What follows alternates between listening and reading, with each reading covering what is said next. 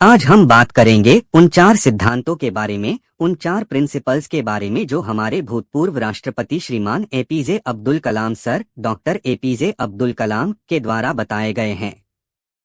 उनका मानना था ये जो 4 नियम है वो हर स्टूडेंट्स को, हर इंसान को खुद पर अप्लाई करना चाहिए।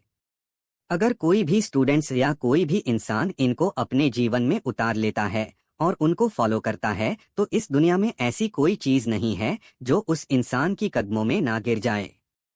इन चारों प्रिंसिपल्स को हम पूरी डिटेल्स में समझेंगे ताकि आपको इन्हें फॉलो करने में आसानी रहे। मेरा एक महान उद्देश्य है। हमेशा अपने आप को याद दिलाए कि आपका लक्ष्य बहुत बड़ा है। अपने आप को बोलिए कि I will have great aim. दोस्तों, सन 1958 की बात है। डॉ एपीजे अब्दुल कलाम एक पायलट बनना चाहते थे। उन्होंने मेहनत करके पायलट बनने के लिए सारी परीक्षाएं पास कर ली, लेकिन पायलट की वैकेंसी में केवल 8 सीट ही थी और डॉ एपीजे अब्दुल कलाम 9वें नंबर पे थे। अब उनका सिलेक्शन केवल तभी हो सकता था जब उनके ऊपर 8 कैंडिडेट में से या तो कोई अपनी वैकेंसी छोड़ दे या फिर मेडिकल में आउट हो जाए। लेकिन उनको इस बात का काफी डिसअपॉइंटमेंट हुआ कि उनका सिर्फ एक रैंक की वजह से वो सिलेक्शन से आउट हो गए। लेकिन उन्होंने ये स्वीकार किया कि it was a disappointment for me but disappointment could not defeat me, यानी कि मैं निराश जरूर हुआ था लेकिन निराशा कभी मुझे हरा नहीं सकी।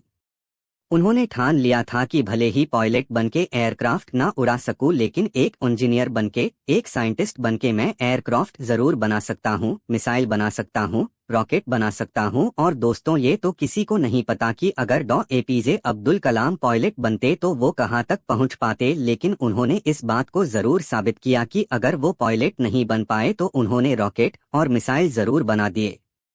और भले ही वो इंडियन एयरक्राफ्ट के पायलट नहीं बन पाए लेकिन राष्ट्रपति जरूर बने, जो कि तीनों सेनाओं के कमांडर इन चीफ होते हैं और तीनों सेनाओं में आर्मी, नेवी और एयरफोर्स भी होती है।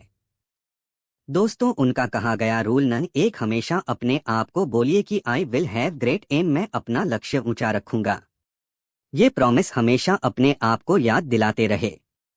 2, मैं लगातार ज्ञान प्राप्त करूंगा। दोस्तों, यह रूल कहता है कि I will continuously acquired knowledge, यानी कि मैं हमेशा लगातार ज्ञान हासिल करता रहूंगा। अब उनके इस दूसरे रूल को उन्हीं के जीवनी से समझते हैं। डॉक्टर एपीजे अब्दुल कलाम को मिसाइल मैन के नाम से भी जाना जाता है। वो एक इंजीनियर थे, एक वैज्ञानिक थे। उन्होंने बहुत सारे मिशन को लीड किया और सक्सेसफुल भी रहे। उन्होंने पद्म भूषण, पद्म विभूषण और भारत रत्न जैसे हाईएस्ट सिविलियन अवार्ड जीते। वो भारत के 11वें राष्ट्रपति भी बने। लेकिन इसके बावजूद भी उन्होंने ये माना कि वो अपने आप को एक टीचर समझते हैं, वो अपने आप को एक अध्यापक समझते हैं और उनको सबसे ज्यादा खुशी तब मिलती है जब उनका कोई स्टूडेंट्स पीएचडी Ph.D पूरी कर लेता है। यानी कि उनके लाइफ में अगर सबसे ज्यादा जरूरत कोई चीज थी तो वो थी एजुकेशन, नॉलेज। उनका मानना था कि एजुकेशन के लिए, यानी कि ज्ञान के लिए जो सबसे अच्छा समय होता है वो होता है स्टूडेंट्स लाइफ, और किसी भी इंसान के सक्सेस के पीछे उसके एजुकेशन का, उसके नॉलेज का सबसे बड़ा हाथ होता है। उनका ये मानना था कि अगर एक स्टूडेंट का सबसे प्राइमरी कोई जॉब है तो वो है अच्छी शिक्षा ग्रहण करना। एक विद्यार्थी की एजुकेशन के अलावा किसी दूसरे चीज के बारे में नहीं सोचना चाहिए।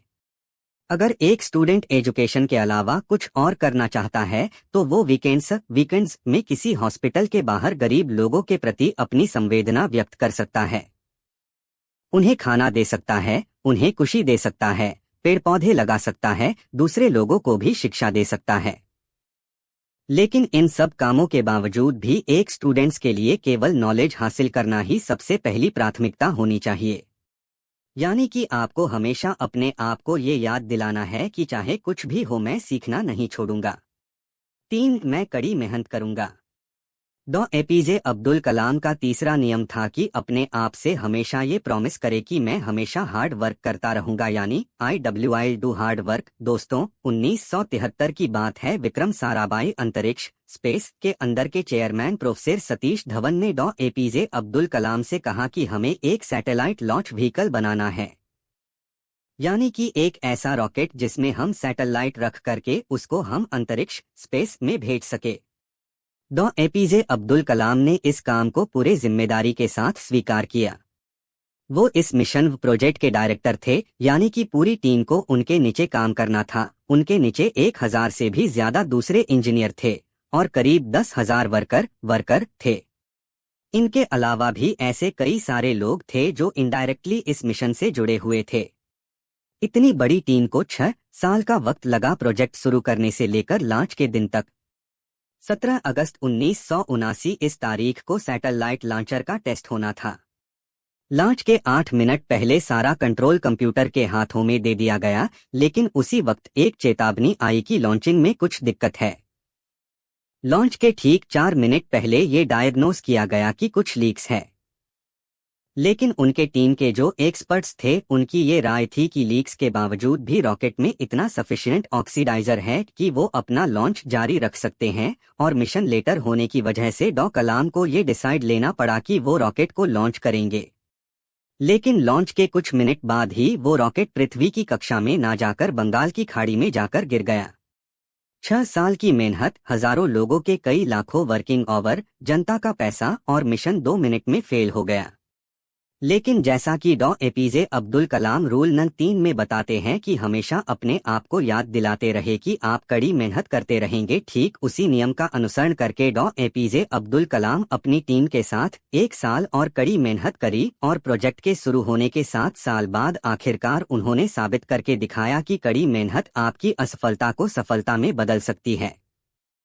यानी कि आप हमेशा अपने आप से कहते रहे, I will do hard work. 4 मैं दृढ़ और सफल रहूंगा। दोस्तों, जो कहानी मैंने रूल नंबर 3 में बताई जिसमें 7 साल बाद जाकर मिशन सफल हुआ, वहीं से निकल के आता है रूल नंबर 4, यानी कि हमेशा अपने आप को ये याद दिलाते रहे कि I will preserve where I will suicide, यानी कि लगातार काम करना। हम जो मेहनत कर रहे हैं उस मेहनत को लगातार करते रहे, चाहे कितनी भी मुसीबत आए, कॉन्स्टेंटली आगे बढ़ते रहना, अपने शब्दों पे और अपने वचनों पे कायम रहना। किसी में इतनी हिम्मत ना हो कि आपके हौसलों को कम कर सके। हम में से ऐसे कई सारे लोग हैं जिनकी आंखों में कुछ सपना है। जो लोग कुछ करना चाहते हैं वो काम करना शुरू करते हैं अपने सपनों पर, लेकिन समय बीतने के साथ साथ उनकी भी पावर कम होती जाती है। दोस्तों, आपको किसी भी कीमत पे अपने हौसलों को नहीं टूटने देना है।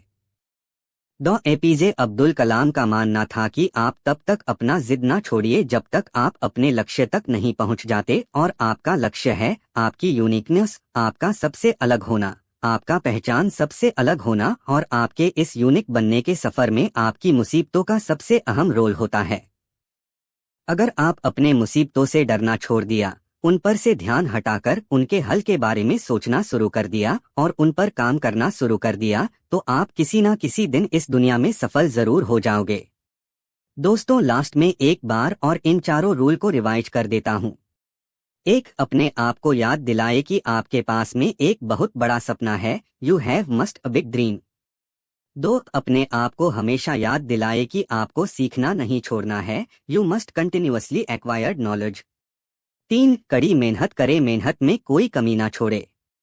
4. उस मेहनत को लगातार करते रहे, और ऐसा अगर आप करते रहोगे तो आप एक दिन जरूर सफल हो जाओगे।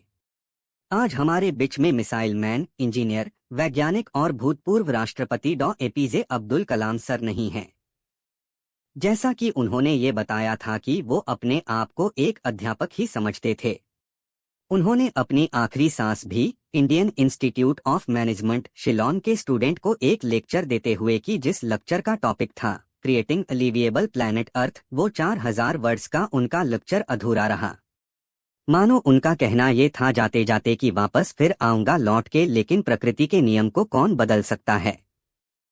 आइए आज हम एक शपथ ले कि जो रास्ता हमारे डॉ एपीजे अब्दुल कलाम सर ने हमें दिखाया उस पर हम लगातार आगे बढ़ते रहे और अपने वचनों पे कायम रहे, और अनंत समय तक डॉ एपीजे अब्दुल कलाम सर को हमारे खुद के अंदर जिंदा रखे और पूरी दुनिया को दिखा दे कि हिंदुस्तान से बेहतर कोई दूसरा देश नहीं हो सकता। अपने अपनों का पूरी रफ्तार के साथ पीछा करते रहिए और दुनिया में खुद के साथ साथ दुनिया में देश का भी ना कीजिए।